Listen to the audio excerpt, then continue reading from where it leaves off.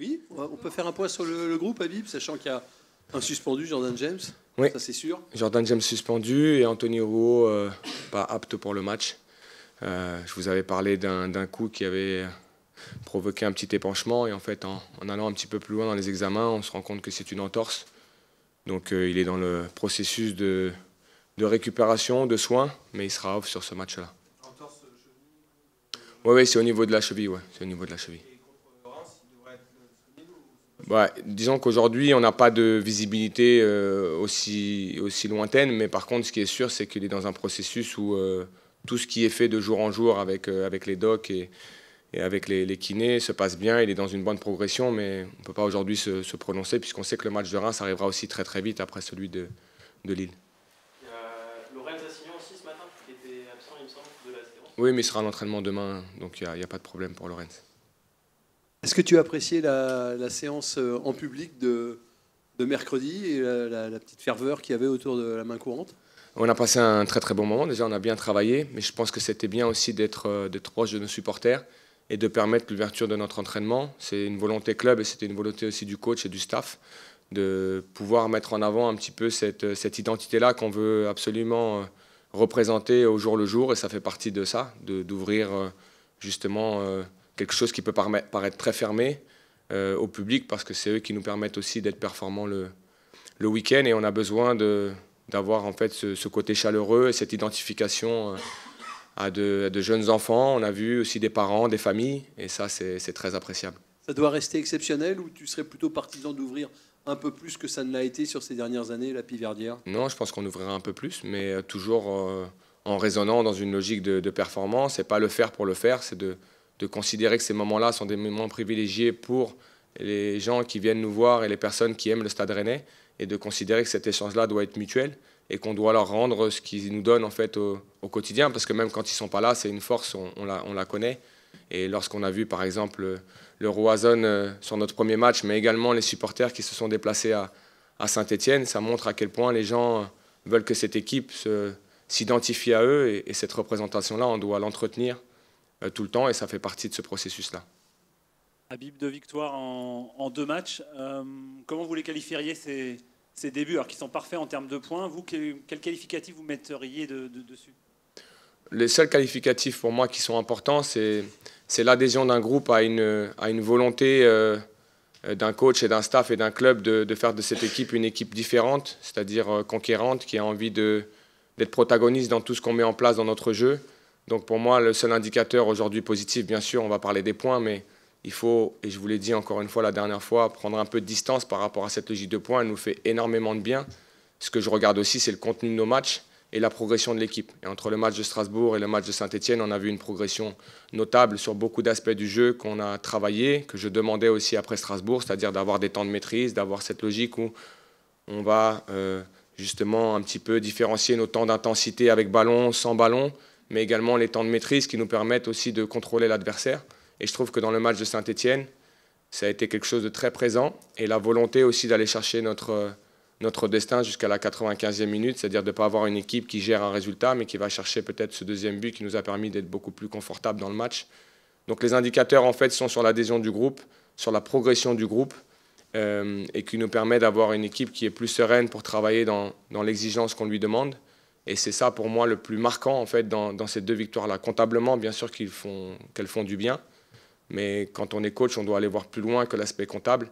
Et c'est ce que j'avais dit après Strasbourg, rappelez-vous. Même si le score avait été différent, j'aurais eu la même analyse sur la capacité qu'ils ont eu très vite à adhérer à un nouveau discours. Pas qu'il soit un meilleur discours, mais qui est un discours différent. Et qui nous permet aujourd'hui de travailler sereinement. Et pour, encore une fois, performer dès dimanche contre Lille, parce que ça sera un vrai test pour nous.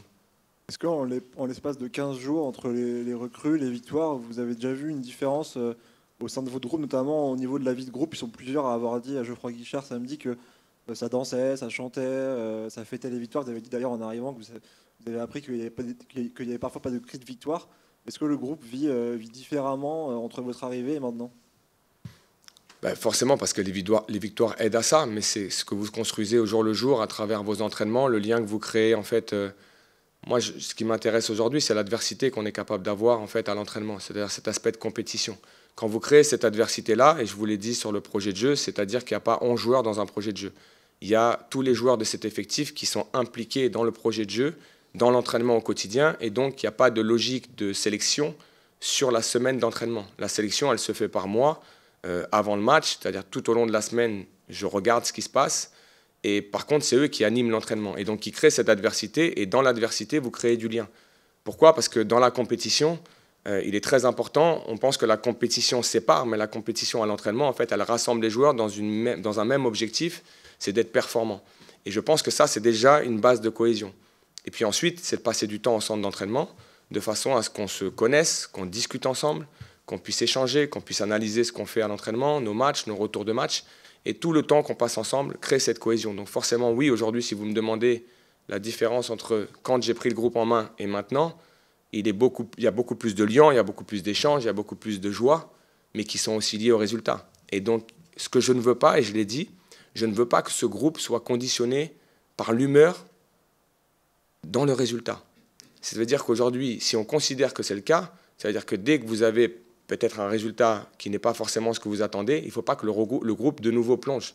Pour moi, l'humeur, elle n'est pas liée au résultat. L'humeur, elle est liée à l'éthique de travail que vous fixez au quotidien et surtout l'éthique que vous fixez dans cette logique de cohésion. Et ça ne doit pas bouger, en fait. C'est ce qui permet d'avoir des résultats dans le temps. Et je m'attacherai à ce que ça reste dans ce sens-là. Habib, sur... Pardon, excusez-moi, mais comment vous faites pour vous y attacher justement? Au quotidien, en les observant, sur tout ce que je peux observer à l'entraînement, c'est-à-dire aujourd'hui, c'était un groupe qui était un peu frustré au départ, et qui l'est beaucoup moins maintenant, parce qu'ils savent qu'on n'a pas de place à la frustration, et donc on doit être dans le travail constamment, de se dire que toutes les petites frustrations qu'on peut ressentir sont des freins en fait, à la performance et à notre développement en tant qu'équipe, et qu'à partir du moment où le discours du coach est très clair sur cet aspect-là, c'est non négociable. C'est non négociable dans l'attitude qu'on doit avoir au quotidien, c'est non négociable dans l'éthique de travail qu'on doit avoir au quotidien. Et donc, c'est ce qui maintient en fait cette exigence très élevée que les joueurs en fait, se fixent. Parce que nous, on fixe le cap. Mais il y a une réalité en fait, que tout le monde connaît, c'est que si le groupe n'adhère pas, vous pouvez fixer toutes les règles que vous voulez. Si le groupe n'a pas envie d'y aller, ils n'y vont pas. Nous, on a la chance aujourd'hui d'avoir un groupe qui est en adhésion, et qui n'est pas en adhésion forcément par rapport au résultat, c'est qu'il est en adhésion par rapport à une volonté commune de bien faire les choses, d'être d'une équipe très performante. Donc à partir de là, j'observe tout ce qui se passe tous les jours, je laisse rien passer, et tout se passe bien parce que je n'ai pas non plus à passer mon temps à leur rappeler comment on doit se comporter. Pour donner un exemple, je vous l'ai toujours dit, je ne rentre pas dans leur vestiaire. C'est leur lieu de vie. La seule chose que je fais, c'est que j'observe tout. Et quand j'observe et qu'il y a des choses qui ne correspondent pas à l'éthique de travail et à l'éthique qu'on doit avoir dans ce centre d'entraînement, je leur dis juste, et puis je vois le conseil des sages, je transmets mon message, et comme on a une équipe qui est réceptive, tout va très vite et tout se passe très bien. Maintenant, encore une fois, je veux que cela continue, peu importe ce qu'on vit, et ce qui m'intéresse surtout, c'est la performance. La seule chose que je regarde au quotidien, c'est la performance de l'équipe et des joueurs individuellement. Habib, sur le match de Saint-Etienne, vous avez fait la 7e meilleure perf de la saison en Ligue 1 en termes de buts attendus pour une équipe qui avait pas mal de mal à se créer des occasions avant votre arrivée. Qu'est-ce que vous avez choisi de changer un petit peu dans l'animation offensive de ce que vous aviez vu de l'équipe avant votre arrivée et de ce que vous avez mis en place? On a vu face à Saint-Etienne que vous avez bien attaqué dans leur dos. Mais oui, le profil de l'adversaire nous a aussi permis d'avoir ce type de situation, mais de toute façon, ça doit être une récurrence dans notre jeu, c'est d'être en capacité d'imposer des choses à l'adversaire, de l'imposer le plus souvent possible. Je vous l'avais dit dans la conférence de présentation, quelle était ma philosophie. Ma philosophie, elle est d'imposer le plus de fois possible à l'adversaire des situations défensives. On a les joueurs pour, on a le jeu pour le faire. C'est très intéressant parce que plus vous avez de situations de marquer, plus vous mettez vos joueurs en fait, offensifs dans une situation de le faire. Ça donne énormément de confiance. Et quand je regarde par exemple le match de Moussa El Tamari, d'un Kalimundo, d'un Ludovic Blas, ce sont des joueurs qui, dans cette expression collective, vont forcément y trouver ce dont ils ont besoin, c'est-à-dire de se procurer des occasions, d'impacter l'adversaire. Et on travaille tous les jours pour cette logique-là. Je vous avais parlé de créativité. Mon travail, ce n'est pas de leur apprendre à comment marquer des buts. Mon travail, c'est de les amener dans une situation où ils vivront cette situation le plus de fois possible. Et sur le match de Saint-Etienne, cet indicateur est très très bon. Parce qu'on parle de XG. je remets en question cette donnée pour une simple et bonne raison, c'est que pour moi, le IG doit être détaillé dans le temps du match. Vous pouvez avoir 4 de IG en 4 minutes. Si vous avez 4 face-à-face de la 86e à la 90e minute, vous sortez une data de 4 de IG et tout le monde dit « Ah, l'équipe, elle a été performante ». Ce que je regarde sur Rennes, c'est qu'on est menaçant de la première seconde à la dernière seconde du match. Et ça, c'est l'interprétation d'une data qui me donne l'aspect que l'équipe a cette faim de faire mal à l'adversaire. Et je l'ai dit à mon groupe sur le retour vidéo. Ce qui était très intéressant, c'est qu'ils ont eu la volonté d'aller marquer ce deuxième but et de ne pas préserver forcément ce 1-0 parce qu'on a cette ambition de gagner tous les matchs et il faut qu'on maintienne cette ambition-là. Habib, on a beaucoup parlé de Diaoui Cissé depuis que, évidemment, que tu l'as lancé, tu l'as relancé. On est quand même surpris à l'extérieur en fait, de voir que tout d'un coup, il apparaît comme ça au bout de 2 jours que tu es là, il y a 2 entraînements. En fait, on imagine qu'on t'en a parlé quand même de ce joueur, que tu l'avais ciblé avant peut-être dans des vidéos, dans je sais pas. Est-ce que tu peux nous expliquer en fait comment il apparaît en fait Non, le ciblé, je savais les qualités de Diaoui Cissé avant d'arriver au Stade Rennais. Par contre, elles sont apparues très fortes sur forcément les premières 48 heures que j'ai eues au Stade Rennais. Et donc, il m'a apparu naturel de lui donner l'opportunité de montrer toutes les qualités qu'il démontrait à l'entraînement. C'est un garçon qui monte aussi en puissance à l'image de l'équipe, mais qui doit être protégé parce que c'est un jeune joueur. Et il faut dire aussi que dans le cycle d'un jeune joueur, ça peut être cyclique aussi. Donc, quand vous intégrez cet élément-là, vous l'accompagnez au quotidien. Mais c'est un garçon qui comprend très très bien les codes du très très haut niveau. Et ça, c'est une bonne chose pour lui.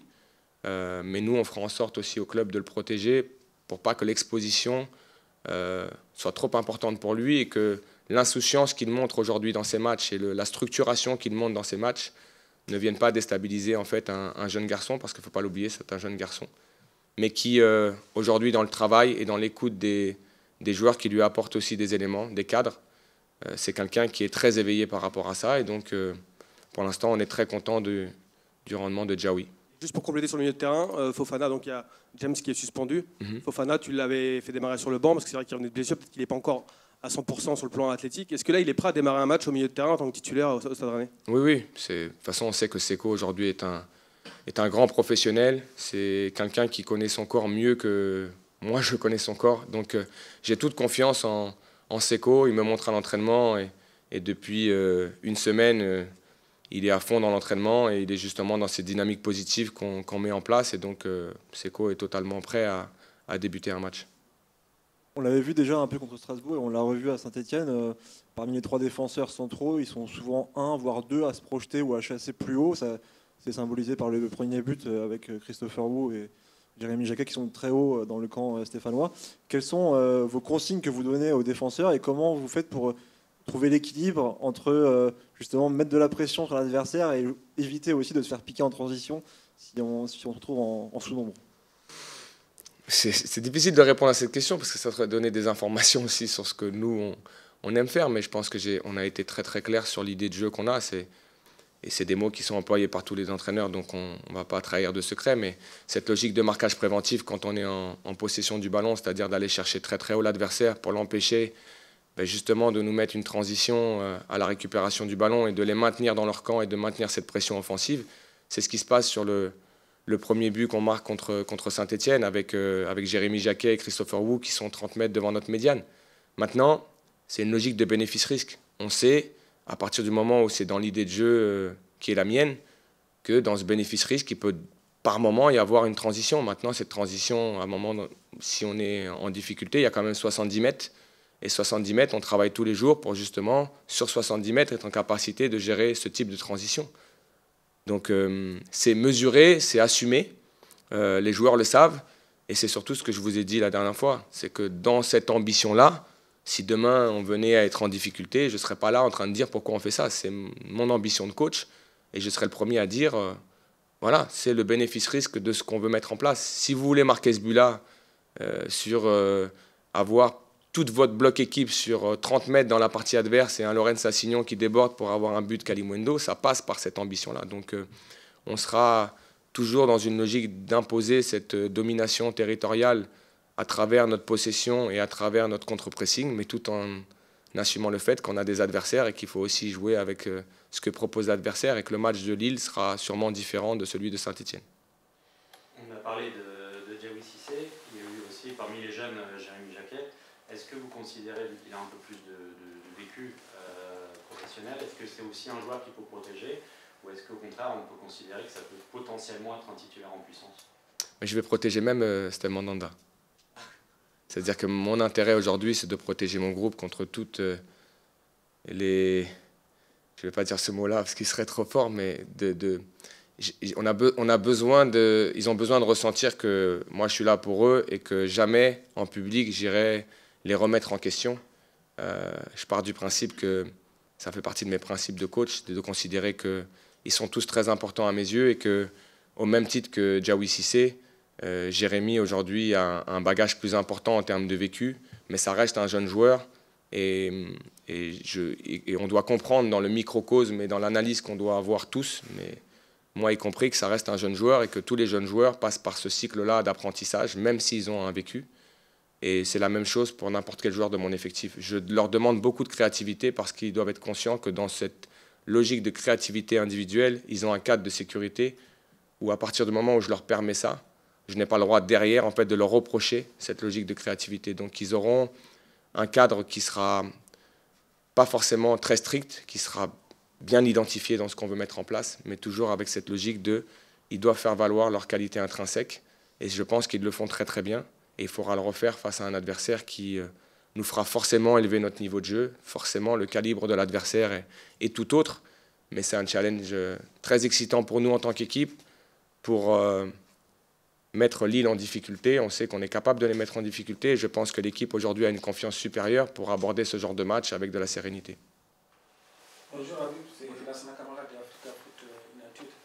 Félicitations pour votre nomination, c'est tout un continent qui vous salue. En 2001, c'était le centenaire du Stade Rennais. Le Stade Rennais a joué contre le Sénégal. Est-ce que votre nomination, c'est un clin d'œil par rapport à ça? On sait l'histoire entre le Sénégal et ce club-là. El Hadji Diouf a joué ici, Lamine Diatta a joué ici, beaucoup de joueurs, Ismaël Assar. Là, vous êtes le seul entraîneur originaire d'Afrique sous le banc d'un club de première division. Ça doit être une fierté, un poids pour vous. Ma deuxième question, comment vous avez récupéré Sékou Fofana? Il vient de l'Arabie Saoudite et là, il retrouve la haute compétition, si on peut le dire, entre les guillemets. Pour répondre à la première question, moi, dès qu'on parle du Stade Rennais et surtout du Sénégal, je suis un entraîneur heureux parce que je pars du principe qu'on parle beaucoup du Sénégal, mais je pense que le Stade Rennais a eu des représentants du continent africain et pas que du Sénégal, et des joueurs qui ont marqué l'histoire du Stade Rennais, et je pense que c'est aussi mettre en avant les différents continents. J'ai la chance d'avoir un vestiaire qui justement est composé de joueurs qui mettent en avant justement ce côté multiculturel dont on a besoin aujourd'hui, humainement je dirais, et dont on a besoin dans la vie d'un vestiaire. Je pense à Kyogo qui est dans une culture qui est peut-être différente d'autres joueurs, mais je trouve que cette ouverture d'esprit et l'échange qu'il peut avoir avec d'autres nous permet d'avoir justement cette richesse-là, et pour moi elle est très importante. Je l'ai déjà dit par rapport à ce que j'ai vécu culturellement dans ma vie, avec une maman française et un papa sénégalais, avec une maman qui était catholique et un papa qui était musulman, donc j'ai grandi dans cet aspect multiculturel et qui m'a nourri en tant qu'homme. Et de vivre ça aujourd'hui et d'être le digne représentant du continent africain et forcément de mon pays, le Sénégal, c'est une vraie fierté. Vous avez parlé de Lamine Diatta, qui, vous le savez, est mon meilleur ami. Nous avons passé 7 ans en chambre ensemble pendant nos années en sélection et il était au Stade Rennais. Donc c'est quelqu'un qui aujourd'hui est très content de me voir ici. Je pense que ce qu'il y a aujourd'hui, c'est que on doit être en capacité de mettre en avant, nous, l'institution club, et à travers la digne représentation des continents et des divers continents que nous avons. Donc là, on parle de l'Afrique, c'est juste cette volonté d'être le digne représentant du citoyen du monde que je suis, en fait. Je ne veux pas l'identifier juste au continent africain. C'est ma volonté aujourd'hui d'homme, c'est d'être un digne représentant du monde dans lequel je vis et d'être un citoyen du monde qui fait du bien autour de lui et qui est représentatif de l'identité du club. Ça sera toujours omniprésent dans ma vie et surtout par rapport à mon pays qui est le Sénégal. Sur la deuxième question, je l'ai dit tout à l'heure, c'est-à-dire que Sékou, ce n'est pas des joueurs qu'il faut aller chercher. C'est des joueurs qui viennent à vous par rapport à leur professionnalisme, leur carrière, leur talent. Et surtout, ce sont des garçons qui sont très faciles à manager. Parce que la seule chose qu'ils demandent, c'est que vous soyez en capacité de leur donner ce dont ils ont besoin au quotidien. C'est-à-dire que je dis toujours à mes joueurs, Si demain on arrêtait d'être payé, on continuera à jouer au football. Et j'en suis convaincu. C'est une réalité, c'est notre métier. Mais on a commencé à jouer au football et je ne veux pas qu'on oublie cet aspect-là. On a commencé à jouer au football, on descendait en bas de chez nous quand on avait 5 ans, 6 ans, on prenait un ballon et on jouait. Et je veux qu'on garde ça. Je veux qu'on garde cette insouciance de se dire, quand vous arrivez au centre d'entraînement, n'oubliez jamais qui on a été, qui on est et ce pourquoi on fait ce métier-là. Mais on fait ce métier-là en fait pour vivre de notre passion, de vivre cette passion-là au quotidien pleinement. Et ces joueurs-là, Seko, c'est des joueurs qui aiment jouer au foot. Mais je pense à par exemple, Steve Mandanda. Aujourd'hui, c'est quelqu'un qui aime jouer au foot. Et donc, tant que vous avez ces garçons-là dans votre vestiaire, vous êtes tout à fait tranquille. Parce que, je vais vous donner un exemple. Si demain, vous mettez un entraînement où vous dites, on va être en gestion parce qu'on peut être dans une logique de récupération. Vous savez comment vous observez la passion de votre groupe? À savoir qui est dehors. Et quand vous avez la totalité de votre groupe qui est dehors pour travailler, pour jouer au foot, vous vous dites que vous avez déjà gagné quelque chose. Et Seko et plein d'autres joueurs sont dans cette logique-là. Donc Seko, je n'ai pas eu besoin d'aller le chercher. Il savait très bien que physiquement, par rapport à sa blessure, il avait besoin de revenir. Et aujourd'hui, on a un Seko à 100% et qui me permet aujourd'hui, moi, d'avoir l'opportunité de mettre le meilleur 11, de mettre le meilleur groupe. Parce que je l'ai déjà dit, il y a les impact players qui ont fait une grande différence sur le match aussi de Saint-Etienne. J'appelle ça des impact players, jamais des remplaçants. Ils savent qui ils sont. Ils savent qu'ils sont là aussi pour changer le match et pour venir impacter ce match-là. Et aujourd'hui, j'ai un groupe qui est dans une réaction très positive à ce qu'on lui demande et Seko en fait partie. C'est Lille qui arrive ce week-end. C'est un autre, sans faire injure aux précédents adversaires, c'est un autre niveau sans doute. Qu'est-ce que vous préférez d'expérience? Jouer une équipe qui reste sur 2 contre-performances et qui est un petit peu mal en point, ou peut-être surprendre une équipe qui serait en pleine confiance, ce qui n'est plus le cas finalement de Lille? Bon, non, c'est jouer Lille qui m'intéresse là. C'est vraiment avoir cette perspective de jouer une équipe qui a marqué de son empreinte la campagne de Ligue des Champions. Finir dans le top 8, c'est assez exceptionnel, il faut le dire, avec les forces en présence. Ils ont fait un parcours exceptionnel. Et ce que je regarde, c'est la qualité de cet effectif, la qualité de l'entraîneur de cet effectif-là. Et que pour nous, c'est un challenge hyper excitant. C'est un challenge qui doit nous montrer aussi la progression de l'équipe. Et aujourd'hui, on ne doit pas faire preuve de sentiment d'infériorité par rapport à cette équipe. On jouera cette équipe dimanche avec la volonté, comme on l'a fait contre Strasbourg et Saint-Etienne, c'est de les dominer dans certains aspects du jeu, de leur poser des problèmes, de leur imposer des choses, tout en étant conscient que Lille est une équipe aujourd'hui du top 5 en France, du top 8 en Europe, et que pour mes joueurs, c'est une hyper motivation d'avoir ce challenge-là. Et on doit le relever avec beaucoup de sérénité. C'est ce que je leur ai dit. Je leur ai dit aujourd'hui, aborder ce match-là avec la sérénité qui est la nôtre actuellement, parce qu'on est sûr de notre progression, on est sûr de nos forces. Maintenant, on est sûr aussi qu'ils nous poseront des problèmes. Mais c'est le challenge qui est excitant pour chacun d'entre nous, pour les gens qui viendront au Oberhausen, parce que je pense que le stade sera plein avec une ambiance incroyable, parce que cette équipe a montré des valeurs qui s'identifient à ce que veulent voir les gens au Oberhausen Park. Et dimanche, les gens sont servis parce qu'on aura 2 équipes de qualité qui chercheront à gagner un match de football. Et on sera là. On sera là avec la même ambition et avec l'adversité qui sera face à nous, mais avec beaucoup d'excitation. Juste un mot, Habib, sur l'animation offensive, tu en parlais un peu tout à l'heure. On a vu à Saint-Etienne notamment le positionnement de Blas qui était très libre, un peu sous 2 attaquants. Cette animation un peu sur, on va dire, 3, 4, 1, 2, je ne sais pas si tu vas la valider. Est-ce qu'elle a de l'avenir? Est-ce que vraiment ce positionnement de place très libre est vraiment intéressant pour toi sur la longueur? Comme je vous l'ai dit, pour moi, c'est évolutif, c'est hybride. On aime dire ça aujourd'hui. On a des termes un peu football liquide, mais si on reste dans le côté un peu pragmatique des choses, c'est que, encore une fois, je ne vais pas cadenasser dans un rôle Ludovic Blas. C'est lui enlever une grande partie de sa créativité.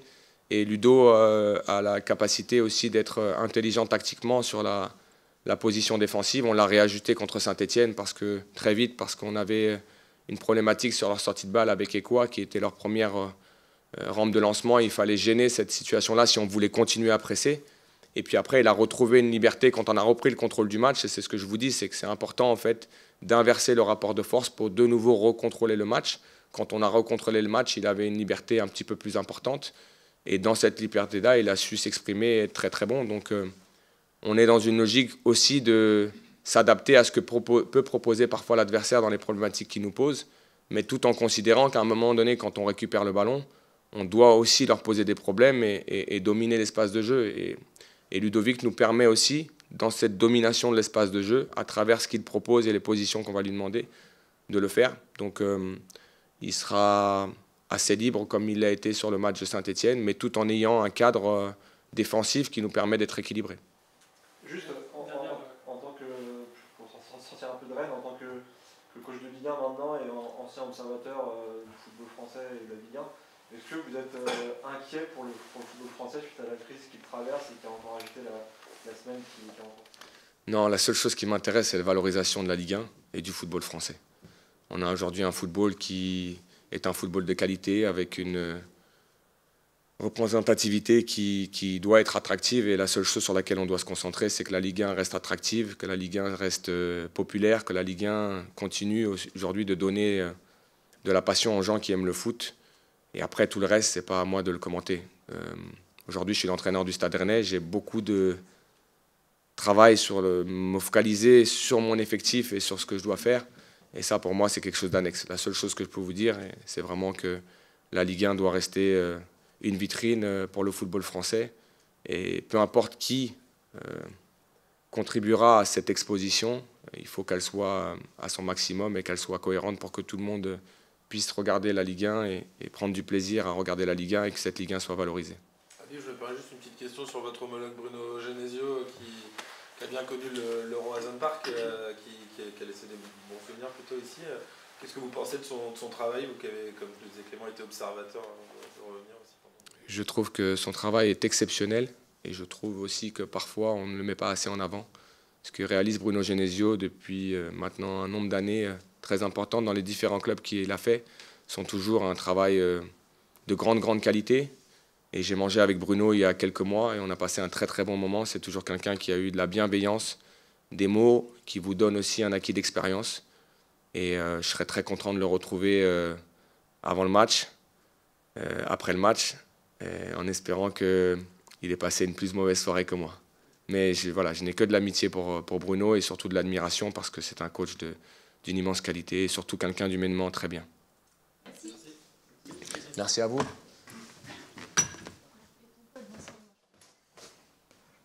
Ah bon.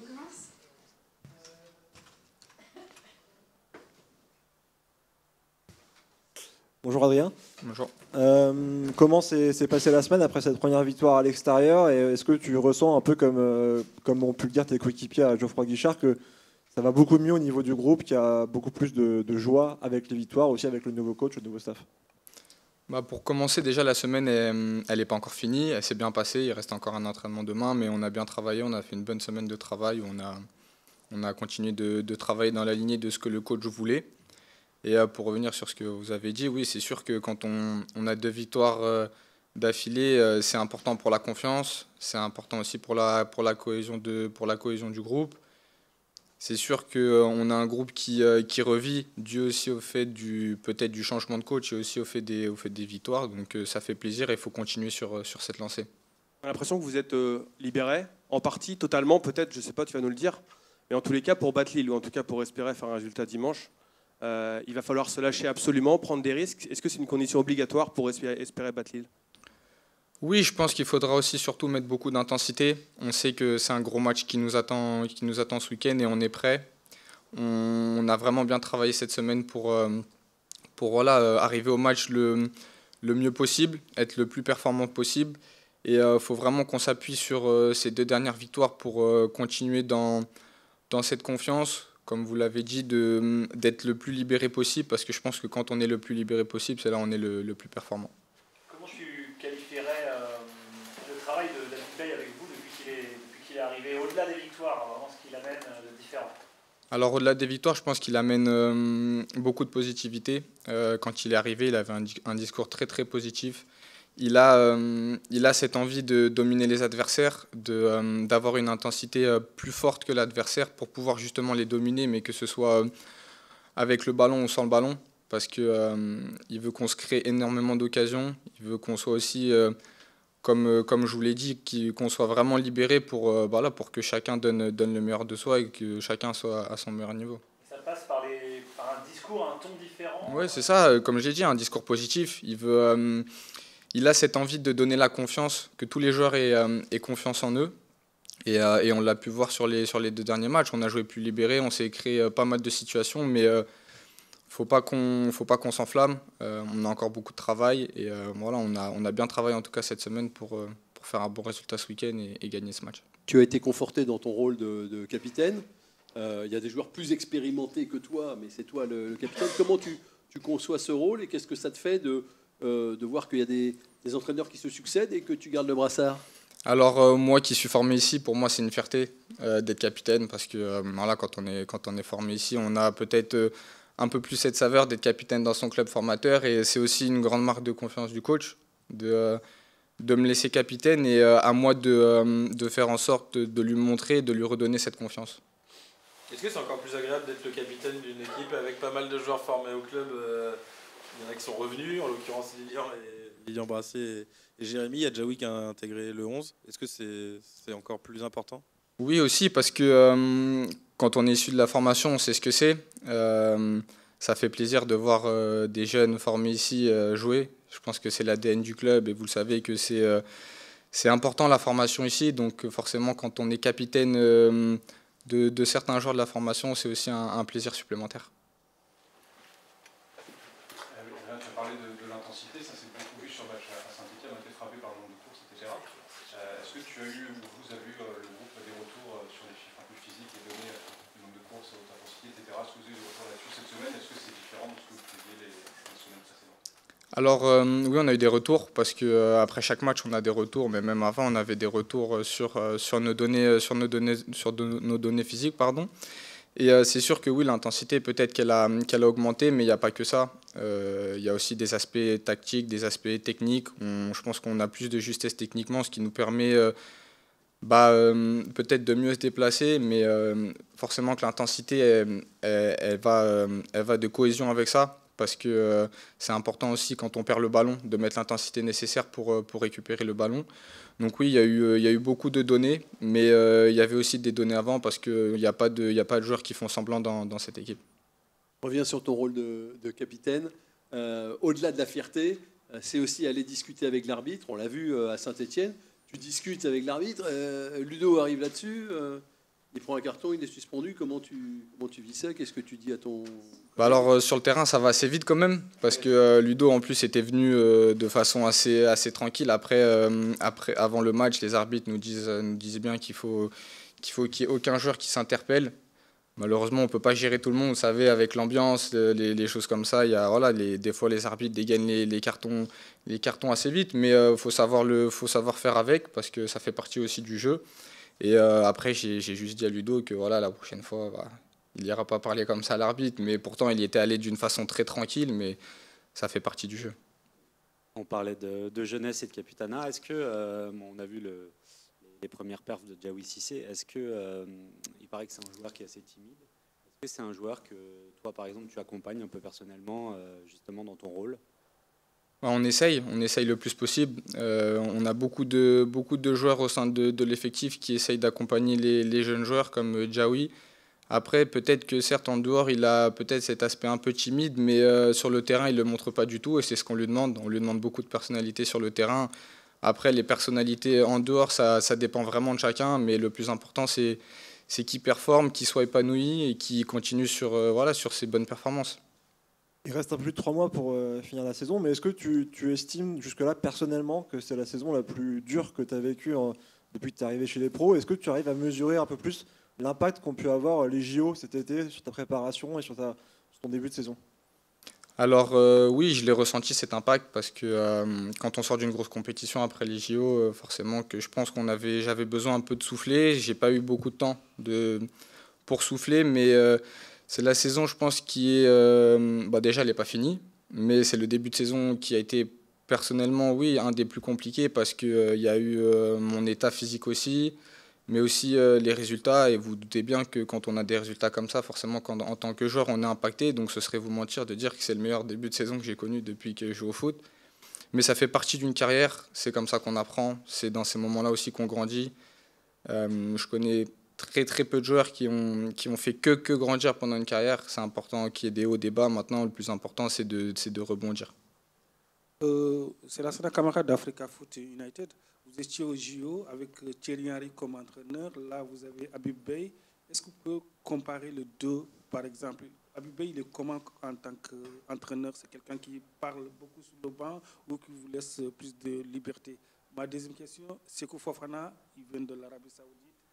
Là, c'était un joueur éminemment précieux à Lens. Comment vous voyez son intégration ici au Arrêt? Alors, je vais répondre à votre première question. C'est assez difficile de comparer parce que l'ambiance en sélection et l'ambiance en club, elle est différente. En sélection, c'est sur des périodes qui sont beaucoup plus courtes. Donc, forcément que les coachs ont des demandes peut-être, je dirais pas moins précises, mais en fait, c'est comme il y a moins de temps pour travailler, on va aux choses essentielles. Après, pour ce qui est voilà, du coach Habib Beye, comme j'ai dit précédemment, c'est un coach qui a un discours très positif, qui veut absolument que tous ses joueurs aient confiance parce que il pense que la confiance, elle est importante dans le football. Il veut aussi nous demander d'avoir une équipe très compétitive qui domine ses adversaires. Et je pense que c'est aussi l'ADN du Stade Rennais. C'est important de retrouver cette envie et cette façon de jouer pour dominer l'adversaire. Adrien, vous allez retrouver Bruno Genesio qui va revenir ici pour la première fois. Sa venue, alors toute sa période n'était pas excellente, mais ça correspond de la vie générale peut-être à la meilleure période dans le jeu de ce qu'a montré le Stade Rennais, peut-être même dans son histoire. Quel souvenir tu as de cette période où vous jouiez vraiment d'une manière libérée et très, très spectaculaire? C'était une bonne période. C'est vrai qu'on avait des bons résultats. On prenait beaucoup de plaisir sur le terrain. Personnellement, c'est un coach qui m'a beaucoup appris, qui m'a fait beaucoup avancer. Il avait des idées de jeu que je partageais. Je pense qu'il a aussi beaucoup aidé le Stade Rennais à grandir parce qu'on a vraiment eu des bons résultats et ce sera un plaisir de le retrouver ce week-end. Le coach tout à l'heure parlait du conseil des sages. Tu en fais partie, forcément, j'imagine, en tant que capitaine. Tu peux nous en parler un petit peu et avec quels collègues et amis tu partages ces moments? Alors le conseil des sages, je pense que le coach a dû vous l'expliquer, mais c'est sa façon à lui de faire passer les messages entre lui et le groupe. On est un peu les entremetteurs. Quand il a des messages à faire passer à tout le groupe, lui il estime que voilà, notre vestiaire ça nous appartient et que quand il a des messages à faire passer au vestiaire, il le fait à travers le conseil des sages. Je parle quand c'est des détails, hein, bien sûr des choses particulières, c'est pas des aspects tactiques ou des choses comme ça. Mais c'est important pour la cohésion. C'est bien qu'il y ait ce conseil des sages-là pour qu'il y ait ce lien entre les joueurs et le coach qui, des fois, peut être compliqué. Il y a qui avec toi? T'en faisais partie sous Bruno aussi, parce qu'il y en avait un avec Bruno. Non, j'en faisais pas partie. Après, j'étais plus jeune. Mais bon, après, ça, c'est le coach qui décide qui est-ce qu'il met dans le conseil des sages. Hein, c'est pas à moi de décider. Hein. Est-ce qu'à l'époque, avec le coach Genesio, tu voyais les bienfaits d'avoir un conseil des sages dans un groupe?